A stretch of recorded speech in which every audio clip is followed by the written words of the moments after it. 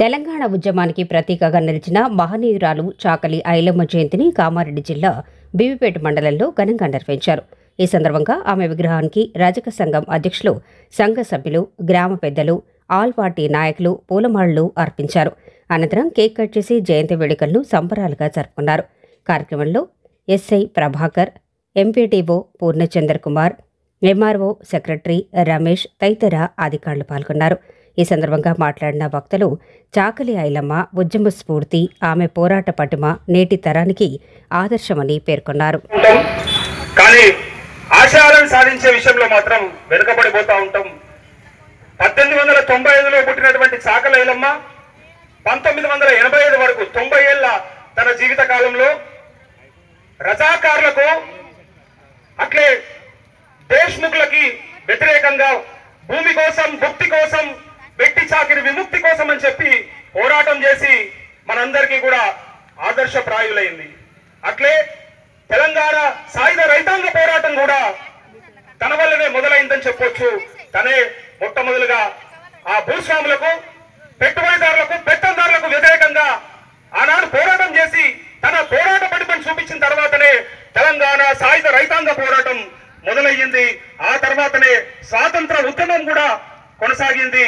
మన దేశానికి అట్లే మన తెలంగాణకి స్వాతంత్రాన్ని సాధించడంలో చాకలి ఐలమ్మ పాత్ర మరవలేనిది. తన ఆశయాలను కొనసాగించే దిశగా రజక సోదరులు ఖాళీ బట్టల మురికిని మాత్రమే పోగొట్టేటోళ్ళు కాదని, ఈ సమాజంలో ఉన్నటువంటి మురికిని కూడా కడిగే హక్కు ఉన్నదని, మీ చేతిలో ఆ ఆయుధం ఉన్నదని మర్చిపోవద్దు. రేపు పొద్దున ఈ సర్పంచ్ పదవైనా, ఎంపీటీసీ అయినా, జడ్పీటీసీ అయినా, ఎమ్మెల్యే పదవైనా సరే మీ కాళ్ళ కాడికి రావాలి.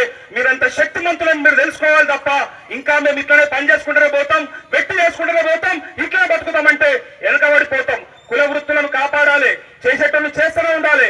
కానీ రాజ్యాధికారం దిశగా ప్రయత్నం చేస్తే మాత్రం అందరూ కలిసికట్టుగా బహుజనులంతా పోరాటం చేస్తే అది పెద్ద విషయమేమి కాదు, పెద్ద అసాధ్యమైన విషయం అసలుకే. గురించి చరిత్ర చెప్పాలంటే ఆ పుస్తకం సరిపోదు, ఎలాంటి కూడా సరిపోదు. కాబట్టి దాన్ని తొందరగానే ముగిస్తాను. వందే మాటలలో ఈరోజు మనం బతికి పుట్టినామంటే పుట్టి నుంచి మొదలు పెడితే సచ్చే వరకు వాళ్ళ సేవలను గుర్తించుకోవాలి. ఎందుకంటే వాళ్ళు చేసేది కూడా పుట్టినప్పుడు కూడా మన పాసి పనులు చేయడం వాళ్ళే, చచ్చినప్పుడు కూడా మనం చేయడం అంటే అలా స్ఫూర్తిని మనం ఇప్పుడు కూడా గమనించి ప్రభుత్వాన్ని కూడా మనము కరెక్ట్ మనం నిన్న చేయకపోతే ఇది కరెక్ట్ కాదు. ప్రతి ఒక్కటి పుట్టినప్పుడు అది నీట్గా చేయాలంటే వాళ్ళే. మనము మళ్ళా ఏదన్నా పిల్లలకు చెడుకు మంచికి ప్రతి ఒక్కరికి, ఆడపిల్లలకు కానీ మగవాళ్ళకు కానీ ఇలా బ్రతికున్నామంటే వాళ్ళ ధరనే షార్ట్వే చెప్తున్నా. బ్రతికున్నామంటే ఇలా అది మంచికి కానీ చెడు కానీ వాళ్ళ దృష్టిలో పెట్టుకొని మంచి స్థానాన గవర్నమెంట్ కూడా ఏ పథకానికి కూడా వాళ్ళకు వచ్చే విధంగా వాళ్ళకు మంచి ప్రభుత్వాలు కూడా ఆశించి వీళ్ళకు పథకాలు ఇవ్వాలి. వాళ్ళకి ఏవైతే ఇస్తారో ఖచ్చితంగా అది రావాల్సి ఉండాలని వాళ్ళని కూడా పోరాడాలి. మేము కూడా పోరాడతామని చెప్తున్నాము. జయంతి శుభాకాంక్షలు తెలియజేస్తున్నాను. చాలా మంది చాలా రకాలుగా చెప్పారు. అదే దాన్ని అందరిలాగా ఒకరినొకరు గౌరవించుకొని మరి వాళ్ళకు ఉన్న సమాజంలో వాళ్ళకి ఏ రకమైన అటువంటి అవసరాలు ఉన్నాయో ఇందాక గౌరవ చెప్పినట్టు మమ్మల్ని ఎస్సీలలో చేరిస్తే మాకు కొంచెం మెరుగైతుంది, మా భవిష్యత్తు కొంచెం బాగుంటుందని చెప్పేది ఆలోచన. అది చాలా మంచి మాట.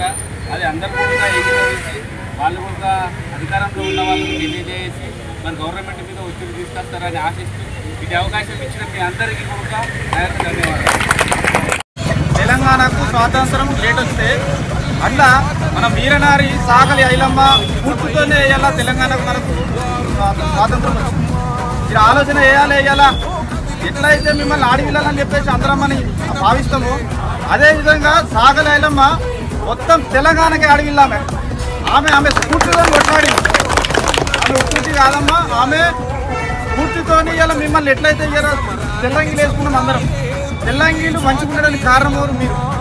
మీరు లేని పండగ లేదు, పబ్బం లేదు, ఏ ప్రోగ్రాం లేదు. మీరు ఉంటేనే ఆ పండగకు కళ, మీరుంటేనే ఆ పండగ కళ. మీరందరూ కూడా ఇదే స్ఫూర్తితో ముందుకు రావాలా, రాజకీయంగా చైతన్యవంతులు కావాలా. మిగతా కులకు ఎలాగైతే మీకు ఇన్సూరెన్స్లు ప్రమాదవత్తు మీరు కాలువలకు పోయి బట్టలు ఉతికినా, చెట్లకు పోయి బట్టలు ఉతికినా మిగతా కులాలకు ఏ విధంగా అయితే ఇన్సూరెన్స్ ఇస్తారో అదేవిధంగా మీకు కూడా ఇన్సూరెన్స్ ఇచ్చి ప్రభుత్వం కూడా ఆదుకోవాలి. దాంట్లో మేము కూడా ప్రభుత్వానికి విజ్ఞప్తి చేస్తామని తెలియజేస్తూ ఈ విధంగా ప్రతి ఒక్కరు మాకు సహకరించాలి. మరియు ఇంతకుముందు మన పెద్దలు చెప్పినట్టు మాకు అవసరం ఉన్నటువంటి పనిముట్లు కానీ, మాకు కేటాయించినటువంటి జాగా కానీ ఊరు పెద్దలందరూ ఉండి మాకు సహకరించి మా తరఫున ఉండాలని మేము ప్రత్యేకంగా మా రజక సంఘం తరఫున కోరుకుంటున్నాము.